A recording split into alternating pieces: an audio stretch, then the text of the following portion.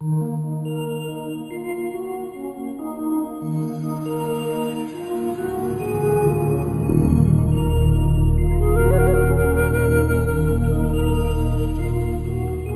Out Loud, a program designed to explore in-depth interviews with writers to hear that words have voices. Our hostess for today's program is Teresa Miller, Executive Director for the Oklahoma Center for Poets and Writers at OSU Tulsa. Hello everyone, I'm Teresa Miller and welcome to Writing Out Loud. My very special guests today are the legendary mountaineers and best-selling authors Peter Hillary and Jamling Norgay. Thank you both for being here. Thank you. Well, thank you for having us.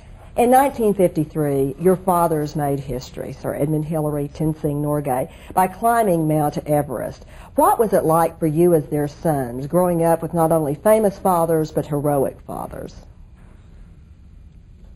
It was an amazing upbringing, I must say.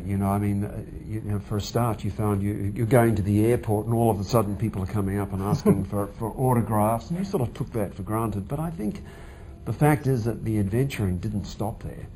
It carried on, and it was a real feature of, I think, both of our upbringing. We had amazing opportunities and went and did all sorts of extraordinary different things, going to the Himalayas and school holidays and driving across the United States, going into the outback of Australia. So adventure was very much in the blood. You both said at different times that you think destiny played a role in bringing your fathers together for that historic mission. I wonder if you might speak to that. What made them such a perfect team? Well, I think, I believe that it was the karma, it was the destiny that these two people were the first to make it on the highest point on earth. Although they were the second pair to go up. It was a British expedition, and then they had two other Britishers, Charles Evans and Burdillon, that were supposed to go up before them, but they could not make it. And then my father and Hillary were the second choice to go up. And you look in today's world of mountaineering, today's world of sport, and so much has changed in the past 53 years now. And I cannot see two better climbers that could have made the summit of Everest first, other than my father and Hillary, because they were both, they climbed because it was the passion, their dream. It was something they loved and enjoyed doing. You don't see that around these days, much around anymore. A lot of people are climbing today, for different reasons other than, because wanting to climb and they're enjoying it. And besides the two of them, being from different parts of the world, they got along so well, they worked together as a team, which is amazing. And I think that can only be proved, when you have the same interest and when you have the same passion. And the same code of honor. Yes, exactly. Jamling, you come from a family of Sherpas. Can you give us a sense of what being a Sherpa means? Well, a lot of times, when you say you're a Sherpa, people think you're a porter, carrying supplies, carrying loads on high mountains.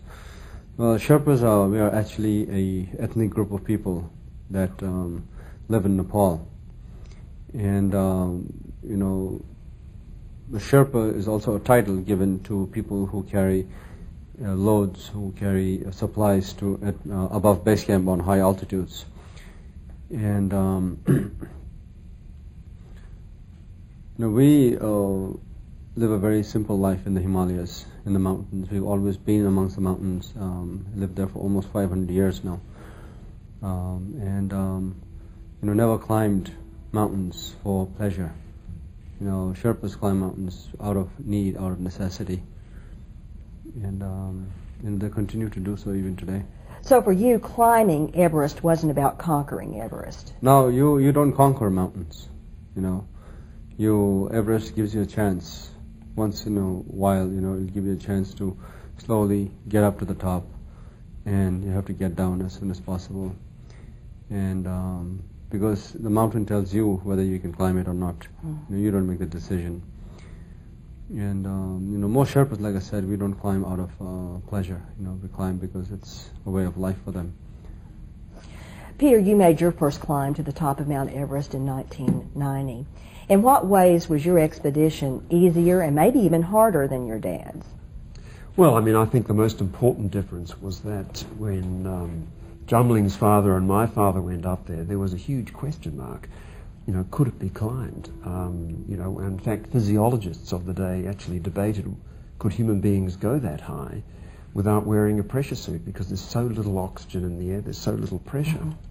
And so they climbed into this enormous uncertainty. You know, where are we going? Is it possible? And when I went up there in 1990, when Jamling went up there in 96, I mean, we knew it was possible. You know, we've had a chat to our fathers, we've seen photographs, we knew that it was we could go there. But as Jamling said, you never conquer a mountain like this. You know, you do all the preparations, you're looking up, you're looking for a short window in the weather when you think the mountain will allow you to climb up there, reach the summit, tag the summit, and get yourself safely back down again. And for me, that's one of the beautiful things about climbing it. In some respects, that great mountain hasn't changed at all. It's just as huge and unpredictable and powerful as it ever was. And it still represents an enormous challenge to anyone who goes to it. When you got to the top of the mountain, you actually called your dad. What was that like? Well, that is one of the big differences, you know, from when our fathers were up there. I mean, in fact, when they were there, no one knew they'd got to the summit, and no one, in fact, found out for nearly 2 days that they'd been successful. Well, when we were up there on our different ascents, you know, we live in a time of satellite communications, and to be able to make that telephone call was an extraordinary experience. To ring my father when he was sitting in his house at home, and I'm actually still on the top. So no, it was a very moving and emotional moment to share. Oh, I can imagine. You probably knew your father better at that moment than you'd ever known him before. Look, in some ways that's true, because, you know, it gave me a greater understanding of where he'd been, and of course, you know, what they had done. Moving into complete unknown like that, I mean, it was obviously beyond where the experience we had, but it was certainly gave me a much better understanding of what they went through, and the sort of the fear, the anxieties that they would have felt, and they're very great. You know that if you make a mistake up there, you're not going to go home. You've both said that one of the challenges of climbing Everest today is that there are so many people out there. It's actually crowded at times, and we all know that there's this romanticized notion of Everest. How is the reality of Everest different from the mystique of Everest?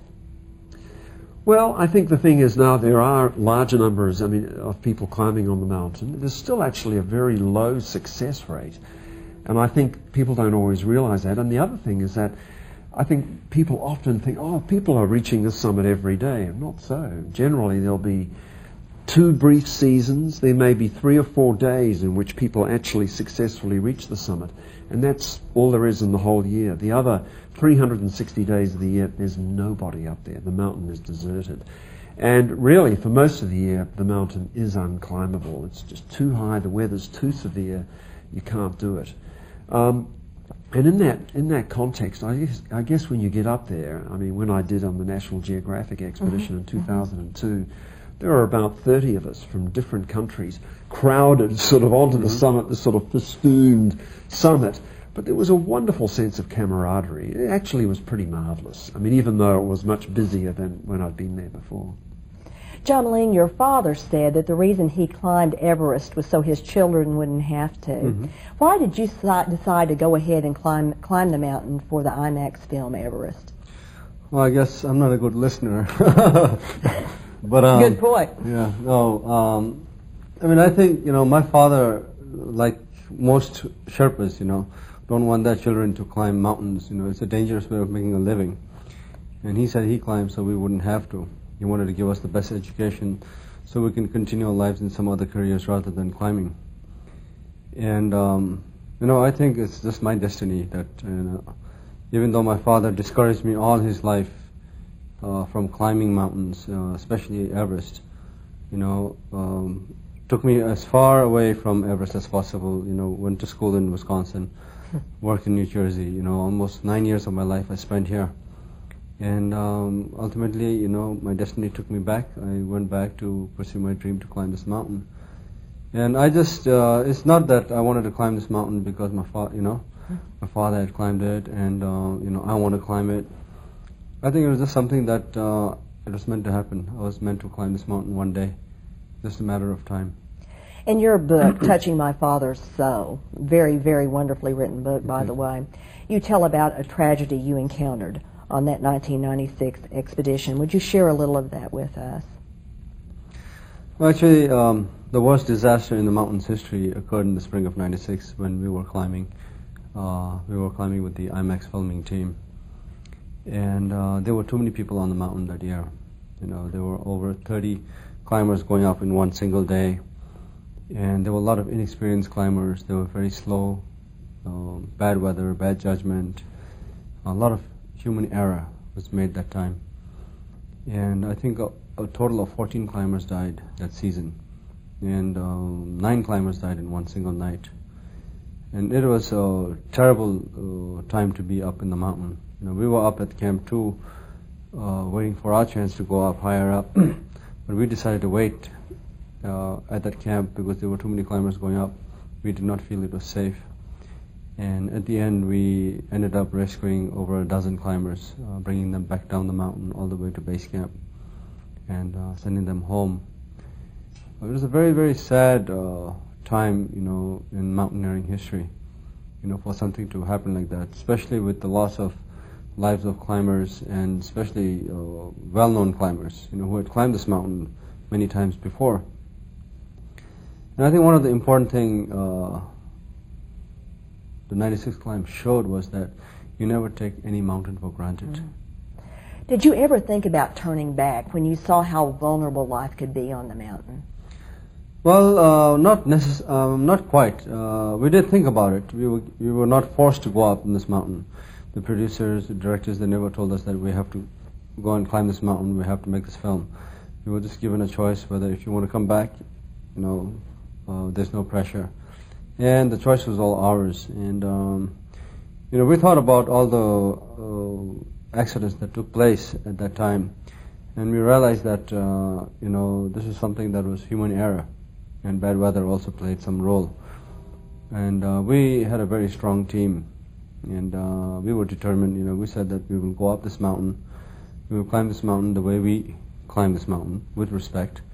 And we will go as high as possible. And if it was time to turn back, we'll turn back, but at least we go and give it a shot. And that's what we did after we brought all the survivors back. We rested, got our thoughts together, got the equipment together again, and we headed up this mountain, one last time. And we were very, very lucky. You two lecture together, you travel together, you go on expeditions together. How would you describe the special bond between you as the sons of the two men who first climbed Everest? I think it's a wonderful thing because it spans over half a century of our families working together. Our fathers on Mount Everest as mountaineers, and every so often over the intervening years, even though we lived an awfully long way apart from the eastern Indian Himalaya, all the way down to New Zealand, but Tenzing would come down and visit us in New Zealand, and we'd go up to the Himalayas and visit them. So I sort of remember him as just this young guy, and then as time's gone by, we've had a bit more to do with each other, in particular on the National Geographic expedition. I was going to ask you about that. How did you both become involved with the expedition? Surviving Everest, I believe, is the name of the documentary, and how did that come about? Well, a mutual friend of ours, Pete Athens, gave us a call and said, we're putting the band back together, let's go. And it seemed like a good idea. And tell us what all that involved. It was an actual expedition, anniversary expedition. Well, it was, and it was to celebrate the 50th anniversary of our father's successful ascent of Mount Everest, to make a National Geographic film for that event. But the thing that really comes through in all of this, and I think this is a critical thing about mountaineering, despite the experience of the team that we had, everyone, all the Sherpa members, all the foreign members, everyone had climbed Mount Everest before, and in the case of some people, many times. But the fact is there was no guarantee we'd get up. It would come down to how well we performed on that occasion. And I kind of like that. It means that your previous experience shows what your capacity is on this climb, but there's no guarantee you're going to make it this time unless you really work well together and you do it right. And that's part of the challenge. Mm-hmm. Jamling, in 1996, you made a vow that you would never climb Everest again. Were you tempted to reconsider once you became involved with the National Geographic project? Yes, actually, I was very, very much tempted to go back again. And I even brought my equipment to the base camp without letting my family know about it. And in case, there was a change in mind. And these guys tried very hard to twist my arms, some way or the other to climb this mountain. But I think I was quite happy that, I did not go up. And I continued to keep my word, not to go up. Because I don't see any reason for me to go back and climb this mountain again. Because, climbing this mountain in the first place was like a pilgrimage for me. Going out, paying homage to my late father and to the mountains and the people. And I think, I am quite content with, my fair share of climbing Everest. But however, I do support, expeditions. I'm always ready, at base camp to support other expeditions and be part of, this National Geographic team. How do you prepare physically and mentally for such a mission? You just got to keep working at it. Jamling has just been telling me about all the succession of treks and high altitude climbs that he's been doing in the Sikkim Mountains just to the east of Nepal. And look, I've just got back from 2 expeditions down to Antarctica. And I think that's the best way to stay in shape and stay keen. We were out there at 80 degrees south at the bottom of the world hauling sleds and climbing little peaks down there in the deep sub-zero, and he's been up in the Himalayas. And I think the thing, the essential component is really about, are you passionate about it? Is this what you love to do? And if this is what you love to do, it's a joy to get out there, and you feel it's totally worthwhile and staying fit and staying enthusiastic about what's in front of you. What sort of time frames involved? How long does it take you to plan such a trip? Well, I think it depends, expedition like Everest it depends on the expedition, it can take up to one year to plan the whole trip, from scratch. And just getting a team together, and if there are people who want to climb this mountain, then it can take a lifetime to plan, their own ascent of Everest. It all depends. And once you actually start the climb, how long does it take to make the ascent? Of course, I know there are a lot of variables there, depending on the weather. And yes. Well, on the whole, it takes about 3 months. I think people feel that, an ascent graph of Mount Everest is just sort of progressively moving up like that. In fact, it's a very complex series of up and down, up and down. On our National Geographic expedition, we went up and down the icefall to Camp 1 10 times. And then, we spent over 3 weeks up at Camp 2 at 21,500 feet over the period of the expedition. So it's multiple ascents. I would say you've climbed Mount Everest several times by the time you've actually got to the top, just by the whole process of going up and down. And of course, the Sherpa climbers on our National Geographic expedition, who were the absolute logistical mainstay, put in the ropes and who carried oxygen tanks and equipment up there, they did it even more than we did. Peter, when you summited Everest for the second time, was it just as exciting for you as the first time? I think in some ways it was even better. When you get up there the first time, it was incredibly exciting. But the second time, I knew that, just coming over this little shoulder in the ridge, I knew I was going to get a glimpse of the summit of the mountain. I'm looking forward to that. And in a way, I felt I saw it more clearly. Maybe not quite as exciting as the first time, but it was an amazing experience. I could actually think about other things. And I thought a lot about my father and Tenzing, back in 1953, and what it must have felt like to them. It's pretty hard to think too much about anything up there because you're very debilitated and affected by the high altitude, because there is less than a third of the oxygen in the air. How did you compensate for that physically? Well, you're hyperventilating. You're moving incredibly slowly. You're breathing at a very rapid, deep rate. We were using oxygen, so we had an oxygen bottle on our back, but that doesn't mean that you feel as if you're at sea level. because the pressure inside your lungs, even with this concentrated oxygen, is still less than a third of an atmosphere. So even with bottled oxygen, it's not easy. Well, and there's no way to really rehearse for those moments, is there? No, you've got to spend the 3 months, you've got to acclimatise. And look, for most of the climb, you're feeling, I don't know if I can do this. And it's that whole business of breaking it down into small sections of a few moves up the face, and then leaning forward into the ice and hyperventilating and going, good, I did that, now I'll do it again. And breaking the whole thing in. I mean, if you can't do it on just sheer determination, you're not going to get there. Peter, you've also written a book, In the Ghost Country. It's about your 30-plus major expeditions, and so we can't begin to touch on all of them, but I wonder if you might briefly share with us about the Great White Everything. Well, I mean, this book is, it's about Mount Everest and climbing on K2, but it's set against an expedition across Antarctica to the South Pole.